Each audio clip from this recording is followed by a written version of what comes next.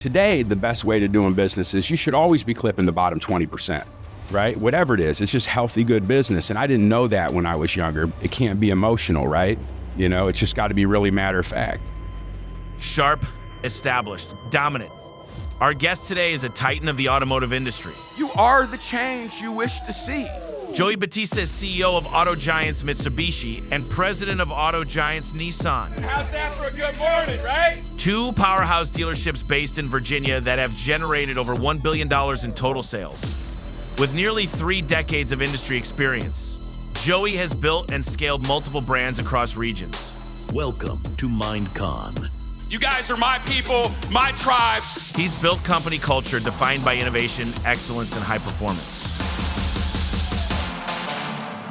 Going into a deal, creativity always wins. As a speaker, mentor, and coach, Joey is now sharing the wealth of experience that took him from the trenches to the top. Roll up your sleeves and go put it into work. Get ready. This conversation will redefine what you believe is possible in leadership, business, and financial success.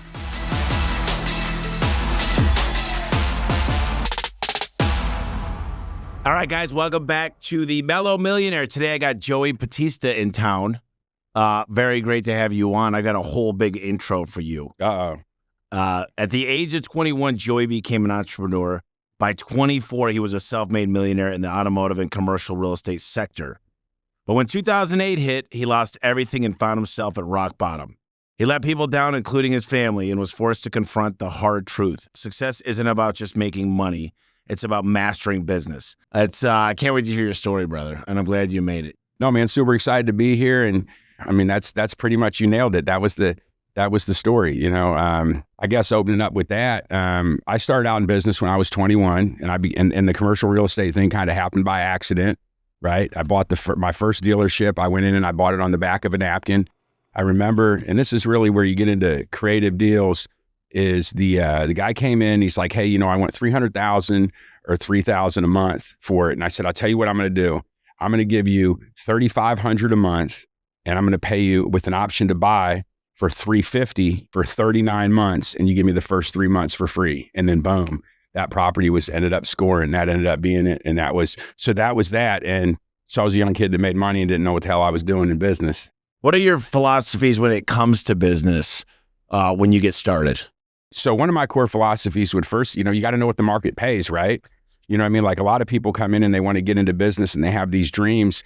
And even if you really succeed in that business, you don't really win what you want. The money's not there. Some of these businesses just don't make a lot of money. I started out in automotive, and you know, I hear you all the time talk about net. I know you put a lot of money to the bottom line. But the car business isn't like that. You know, it's razor thin profit margins. So you have to be an extremely good operator. If you're not, you're dead. So that being said, as I look for new businesses, when I started in business, the business was more profitable. The margins were fat. There wasn't, you know, the internet, there wasn't all the other tools out there, right? So what happened is the business was more forgiving. So I made more profit, and then I could go in and I could learn the skills that I needed to learn. A lot of these businesses, you can't even go in if you don't already possess the skills. If you get into a business with thin profit margins in it, the business isn't fat enough in order to give you the money that you need to develop the skills that you need. So I would look for a business with good profit margins or a business where I had transferable skills in. Talk about how you came up and just what was the family like and what made you so eager at the age of 21 to jump into a deal? So my dad was like, you know, the classic Italian. You know, he was in the restaurant business, the nightclub business. That's where I got the entrepreneur drive. When my dad, he told me, he said, there's only basically 1 of 3 things you can do. He's like, I'm going to leave you a little bit of money when I die. And it wasn't a lot of money, but at the time it was a lot of money, like when you don't have anything, right? But he's like, you can either go to college, you can buy a paid for house, or you can go into business for yourself. If you go to college, you can only go if you're going to be a doctor, a lawyer, an engineer. Anything else I'm not interested in. So you go to college, you become a doctor, lawyer, an engineer, or you buy a house cash, or you go to, you know, business. And that was the thing. I wanted to be an entrepreneur from the time I was in high school and, you know, like late middle school, high school, and them going around the room and saying, everybody was talking about what they wanted to do. And I was like, I didn't even want to be in school because I was like, I know what I want to do. I want to make money. I want to be in business. school's for people that don't know what they want to do. I know what I want to do. I want to go make money. I want to go into business. And that was that came from my father and really instilled that. When we were kids, we would cook dinner, Italian dinner, stuff like that, regular, normal family dinner. And we would go get ice cream, and we would go for a ride. And my dad would take me around town, and he would go in and he'd tell me everybody's story. And he'd say, hey, this business here, this is a good business. Let me tell you why. This business here, this is a bad business. Let me tell you why. Right. So it was those trips to go get ice cream that really, and even thinking about it just wants to make me get choked up, because it was so magical in the aspect. I'm so grateful for it, man. It was like the best time of my life. Like when I go in there's nothing in my life that really was better than those times. So for me, my father wanted me to do this, right? And that mattered to me, so that's really what it was. I mean, there are people that work to live. There are people that live to work. I just enjoy what I do. I built the job I love, but I don't ever feel like I'm going to work. What was it like for you in the early stages of grinding? So my dad died, would have been my senior year in high school, right? He died. Everything, he didn't have estate planning or anything like that. Everything went into like probate, right? Jeez. You know what I mean? Just the classic everything. So, everybody fighting over money. Everything was like being thrown to the wolves, right? And for me, it was like being thrown in the mud. So for me, when I first started out, it was like I knew I had to make money, but it was about becoming somebody. Even in the car business or business entrepreneur, it gave me an identity to be somebody. I didn't want to be counted out as insignificant. Because that's how I felt. When that happened and I was at that point in my life, I felt insignificant. I felt like I didn't matter. I felt powerless, right? And I was never an athlete. I wasn't good in sports, but in this I could do it. In this I could win. There was no other way. Like it wasn't up for negotiation. It wasn't like if this fails.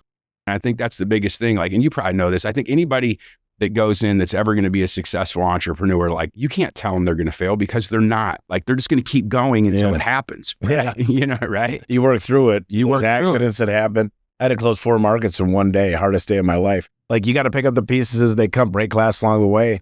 It's like, look, you're going to go bankrupt unless you do something. So you do it.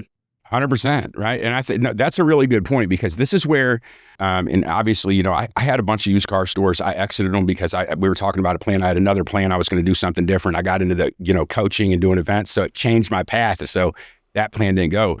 But that was the big thing, is the superpower was, I think the old way of doing business was you buy something, you hold it forever, you never let it go, you associate it with failure.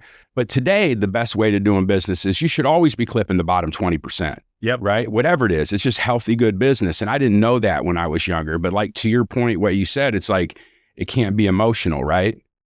It's just got to be really matter of fact. I had to work really hard to not be emotional with that, right? Yeah. It came really late in the game for me, and it cost me a lot of time, energy, money, and everything. So I'm proud of the fact that now I have the, like you said, it's hard to do. It's not easy to go, people's lives, pride, ego, time, commitment, everything. It's not easy to cut it. I was talking to a guy recently, and his name escapes me, but he goes into dealerships that are failing and turns them around overnight. He's the guy that goes in, he rehires, he trains the sales guys one guy at a time, not Andy Elliott, by the way. And he walks in, and I said, how do you figure out who to hire? And he goes, you got to have a track record.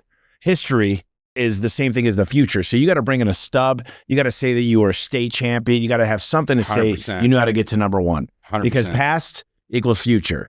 100%. I take guys, they were pretty good athletes maybe, but they've got a competitive spirit. We're really good at identifying competition. If they're not first, they're angry. There's other people that just at least I wasn't last. And those are the people we hire. I'm the most competitive SOB you'll ever meet. I saw that. I read your book, and I saw everything, how you do it. I was like, man, this guy's really killing it. You're really, everything's spot on. You're doing, you're living it. You're doing it. Well, there's a lot of smoke and mirrors out there. You meet these people, you go on their podcast, they drive a Range Rover, they got a big house that they're renting. They're in debt up to their ears, but they live this persona. I'm just who I am. I don't really care. And one of the things that this guy said that fixes dealers, he goes, very, very, very, very few real leaders out there, because leaders are focused on the mission. Leaders don't care if they hurt feelings along the way. I'm reading this book. This is the second time I'm reading it. Courage to be disliked. And this whole idea of look, the mission is what drives us. It's winning drives us. And no one's going to get in our way. And very few people have that ability to focus on the mission so much, but people get behind you in a big way when there's a strong mission. My legacy is not going to be how much money I made or how many garage doors I fixed. It's how many lives I affected in a positive way. When I shook your hand, you were more successful. Maybe you moved on. And it's like, by the way, making money and keeping money is a different skill. What are your thoughts on that? It's funny, you know, you go abundance, scarcity, all these things. So after going through what I went through at that time, I was low 8 figures net worth at that time, going into 30 years old, right? And I lost it all and going through that. And it was the most pain I ever felt in my life, losing the money, like just the whole process of it. It happens quick too. Yeah, it happens quick. So then I went the other avenue. Then I went the other way. All I did for, 15 years was I didn't hoard cash. I bought assets and I lived and I still live modestly, right? Like my life is modest. Like I don't live, because until I can do what I want to do without pressure, then, and I always, as soon as I get there, I want to do something bigger. And then it's like, so now my thing is, I didn't necessarily know how to invest the money when I was younger and how to get the bigger returns. Now I figured out the compounding, right? Like I know how to make the investments. I know how to do it. And that has been a lot of fun for me. The name of the game is to be rich. When you talk about money, like, no, money's not going to be it. I'm right there with you on the impact. I'm an impact junkie. I want people to be better as they're a result of their association with me, 100%. But the goal is to be rich and not to look rich. And I think a lot of people go in and they have it, the opposite. The opposite. Well, it's one of them things like, you don't have a Ferrari, so you're not rich, right? And one of the things that I told bankers for years when they would come in and see me, because in the car business and commercial real estate, you're borrowing big amounts of money, right? Like hey, 20 million, 30 million, 8 million. Like you're not asking for 600 grand, right? You're asking for a lot of money. And I would always tell the bankers when they came in, they would walk into my office and I'd say, "Did you see my Ferrari out there?" And they'd say, "No." And I'd say, "That's why you're going to give me the money, right? Because I don't have one." There's a guy in California who's a billionaire. Told my brothers, he said, "Listen," he said, "I went in, I was looking to, put together a few $100 million. And the one thing on my financial statement that they came in and asked me about was my boat. I was spending $1 million a year on a boat. And it pissed me off so bad that I got rid of the boat. And I only rent them whenever I go somewhere." And it was the same thing. I remember when I ran into that problem in 07, 08 and I needed money, I had 2 big mortgage payments. Yeah. And I went to the bank. Yeah, I was leveraged. You know what I mean? So the thing is, I guess to give clarity to the question is, yeah, you have to do the whole, like what people say, you have to make the money, then you have to turn around and invest that money. And then when that money comes back, then you can do what you want to do. That's my thought process on it now. I'm gonna show you something that I do every day, and it's the thought about money. But I live in ChatGPT, and if I talk to her, she'll talk back. Watch this. Hey, if I put $20 million into an investment with a 22% internal rate of return in 10 years, how much money will I have? Hey, if you invest $20 million with a 22% annual return over 10 years, you'll end up with quite a bit. Using compound interest, the formula is future value equals principal times 1 plus rate times years. Plugging in the numbers, you'd get around $146.1 million. And I build these scales all the time of thinking about different internal rates of return. Like the mega wealthy, I don't want to put myself in that bucket, but I think like this. I think, how do I get more principal and live off the interest? And by the way, you don't get access to when you spend the money, you don't get access to the interest. I'm building a really, really badass boat, but it's handcrafted wood. And every single year for the last 25 years, these boats have gained 7 to 12%. Boats lose money. Anything that floats, flies, or yeah. This boat goes up in value.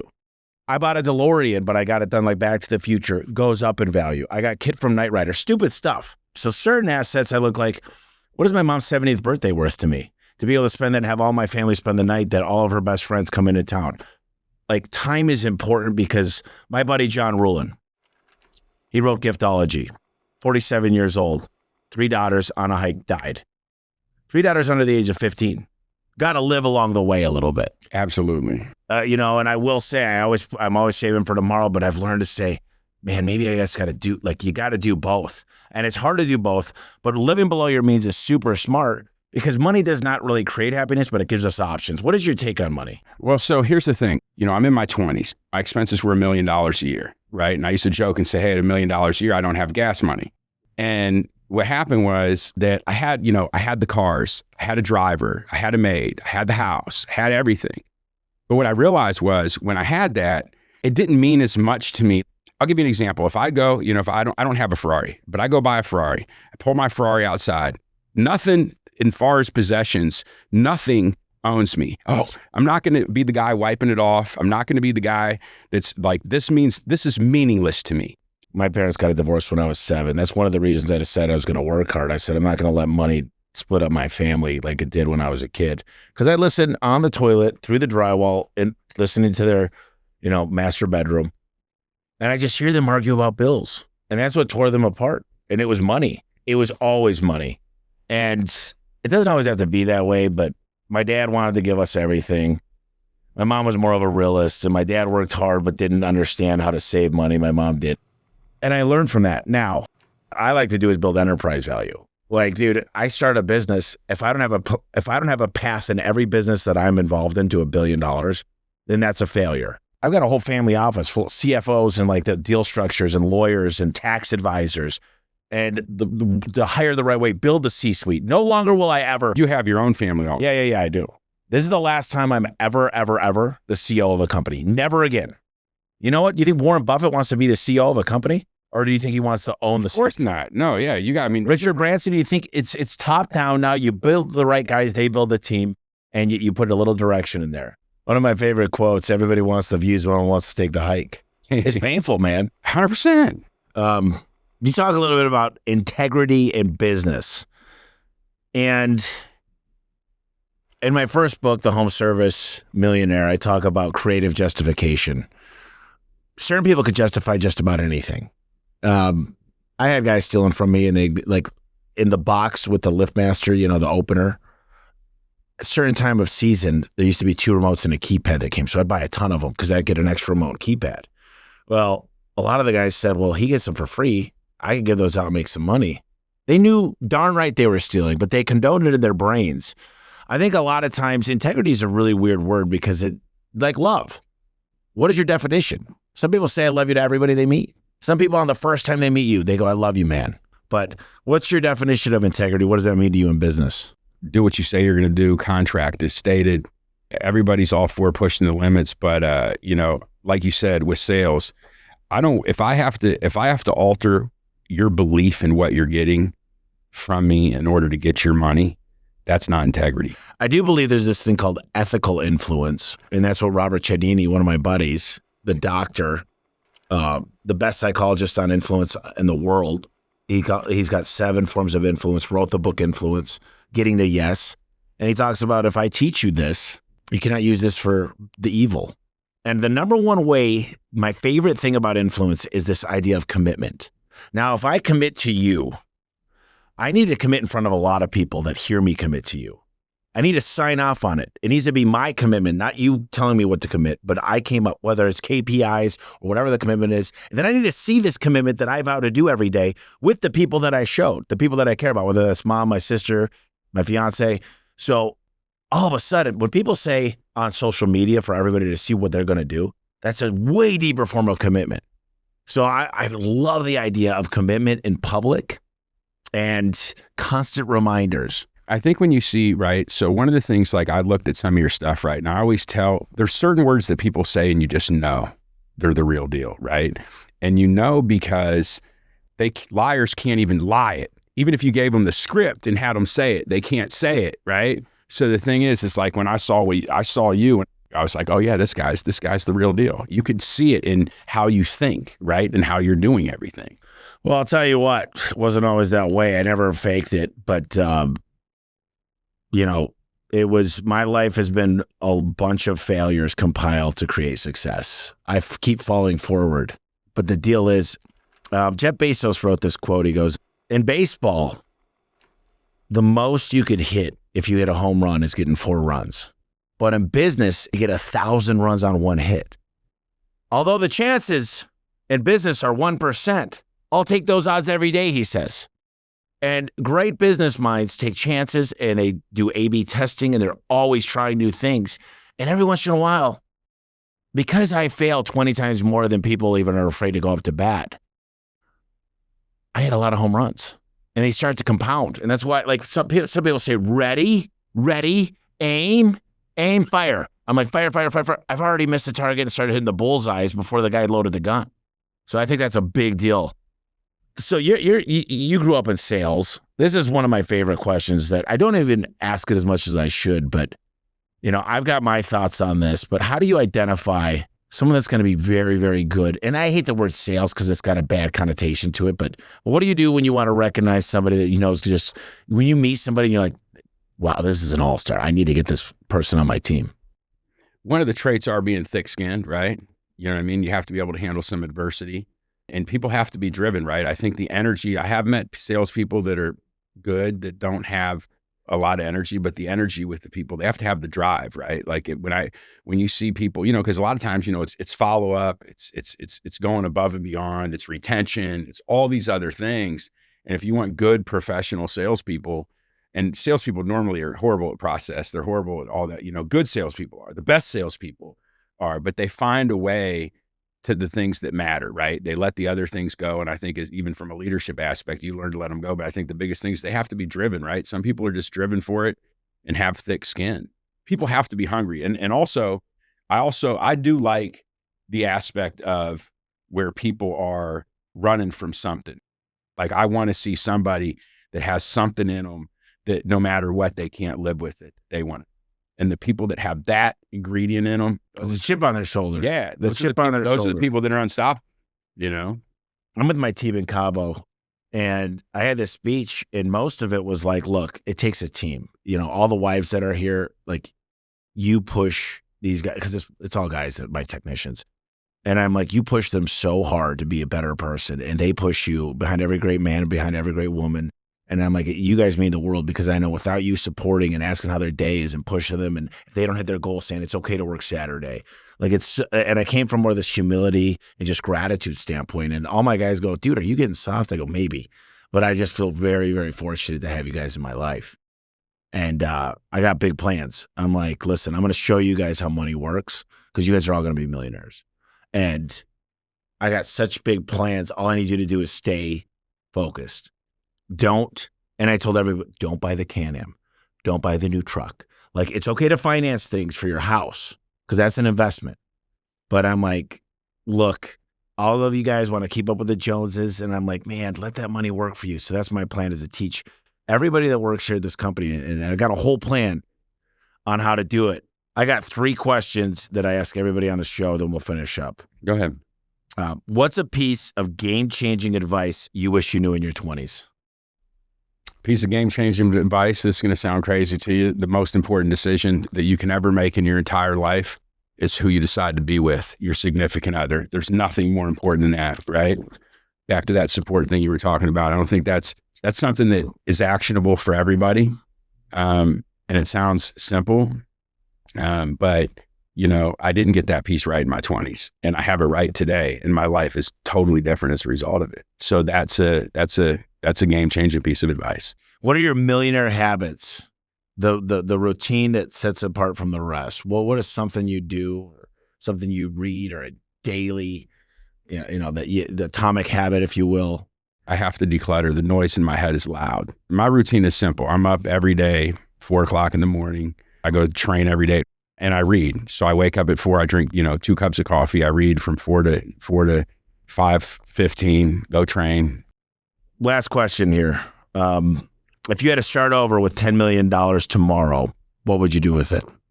This is going to sound crazy to you, but one of the things that I would get involved in some blue collar business, because I know that I speak the language with the people, and I also know that disruption isn't coming. Yeah. Right. So the thing is I would get involved in something, some sort of business like that. I would not re-enter automotive. Automotive is a very tough business if you're not, consolidating it. A really, really, and the barrier for entry is very high. But I wouldn't redo automotive. I would probably get into something, home services, something like that. Is what I would do. I love that. You know, it's funny to me that my buddies are in real estate.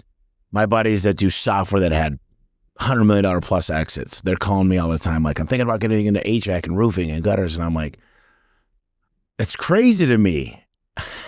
I'm like, listen, I'll help you as long as you want, but just know it's different than software. It's different than real estate. Like, it's just a different, I speak blue collar, and it's nice because it used to be shameful. I'm a garbage man. I'm a garage guy.